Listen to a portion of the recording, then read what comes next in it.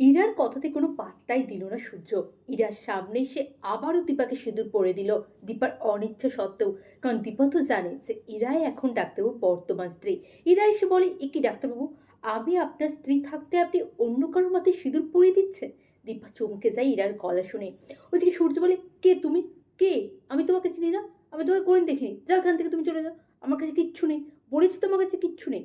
ওইদিকে দীপার মাথায় সিঁদুর পড়ে যাওয়ার পরে দীপা কাঁদতে শুরু করে দেয়। বলে, কি চাও তুমি? কেন আমাকে নিয়ে এরকম খেলা করছো?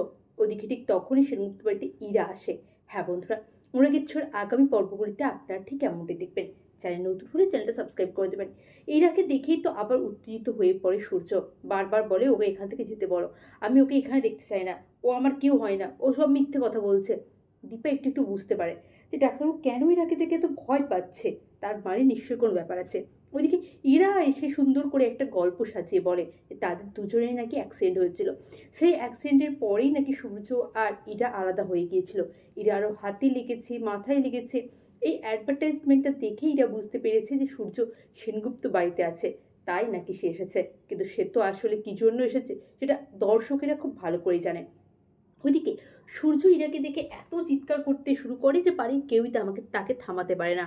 ওইদিকে ভিক্টরকে তো ইরার লোকেরা রীতিমতো মারধর করছিল। দিয়ে তারা একজনকে ফোন করে, দিয়ে বলে, ম্যাডাম আপনাকে এবার আসতে হবে, আমাদের দ্বারাই আর হচ্ছে না।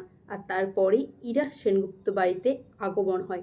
ওইদিকে দীপা যায় ভিক্টরের কাছে। ভিক্টরকে যেয়ে বলে, দেখো ভিক্টর, আমি জানি এই কাজ তুমি করেছো, তুমি ছাড়া এই বাড়িতে আর কেউ নেই আমাদের খাবারে কিছু মেশানোর মতন। শুধু তোমাকে একটা কথাই বলবো, তুমি যাদেরকে যাদের হয়েই কাজটা করেছো তাদেরকে বলে দিও কোনো পেন ড্রাইভ ডাক্তারবাবুর কাছে বা আমাদের কাছে নেই। যদি থাকতো আমি নিজে চেয়ে ওদেরকে ওই পেন ড্রাইভটা দিয়ে আসতাম, কারণ আমার কাছে আমার ফ্যামিলি সব থেকে আগে।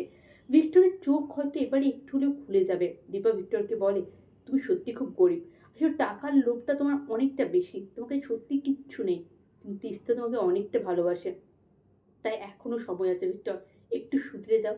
হ্যাঁ, দীপার কথার অনেকটা হয়তো এফেক্ট পড়েছিল ভিক্টরের ওপরে। হ্যাঁ বন্ধুরা, এফেক্ট পড়েছে। ভিক্টর হয়তো নিজেকে একটু হলেও বদলানোর চেষ্টা করবে, তেমনটাই হয়তো আমরা আগামী পর্বগুলিতে দেখতে পারবো। কিন্তু এখন কি হবে? ইরা তো সেনগুপ্ত বাড়িতে এলো, কে ধরবে ইরাকে? হ্যাঁ বন্ধুরা, কেমন লাগবে ওনাকে ছোঁয়ার আগামী পর্বগুলি এমনটা হলে অবশ্যই কমেন্ট করে জানাবেন। অনেক ধন্যবাদ।